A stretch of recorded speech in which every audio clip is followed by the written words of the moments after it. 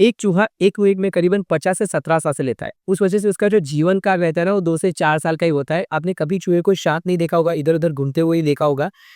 उसकी जगह जब बंदर की बात करें तो बंदर का 1 मिनट के अंदर करीबन 25 ब्रीथिंग होते हैं, 25 सांसें लेता है और उसका भी जीवन काल जो रहता है वो 20 साल से 40 साल का होता है। उसको भी आपने कभी एक जगह बैठे हुए नहीं देखा होगा, उछल-कूद करते हुए देखा होगा। चूहे से कम करता है लेकिन करता है। और डॉग की बात करें तो डॉग का जो ब्रीथिंग होता है वो 30 होता है 1 मिनट के अंदर, उस वजह से उसका जो जीवन काल रहता है वो 15 साल का होता है। और उसी जगह जब हम कछुए की बात करें तो 1 मिनट में वो सिर्फ 2 ही सांसें लेता है, उस वजह से उसका जो जीवन काल रहता है वो करीबन 100 से लेके 150 साल का रहता है। बहुत ही रिलैक्स ज़िंदगी जीता है। एंड सेम चीज़ इंसान की बात करें तो इंसान नॉर्मल कंडीशन में जब रहता है तो उसका जो ब्रीथिंग रहता है वो 15 से 16 होता है 1 मिनट के अंदर। एंड उस वजह से उसका जो जीवन काल रहता है वो 75 से लेके 100 साल का रहता है।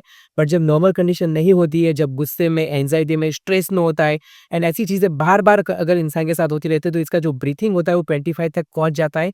ऑलमोस्ट बंदर की ब्रीथिंग तक पहुँच जाता है, लाल लू का बंदर बन जाता है इंसान। एंड उतना ही नहीं, उसकी जो ब्रीथिंग हाई हो जाती है तो उसका जो लाइफ स्पैन है वो भी बंदर की तरह 20 से 40 साल तक आके अटक जाता है।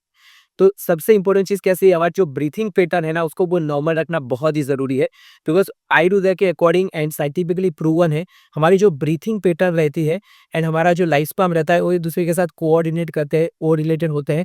तो हमारा जो ब्रीथिंग है एकदम नॉर्मल होना चाहिए, डीप ब्रीथिंग होना चाहिए। हम जब डीप ब्रीथिंग करते हैं, हमारी ब्रीथिंग पैटर्न प्रॉपर रहती है तो हमारा ऑल ओवर बॉडी का हेल्थ, जो हमारा कार्डियोवैस्कुलर हेल्थ है, हमारा हार्ट हेल्थ है, हमारे लंग्स की हेल्थ है, मतलब इन शॉर्ट बॉडी का पूरा ऑल ओवर हेल्थ जो रहता है ना वो अच्छा रहता है।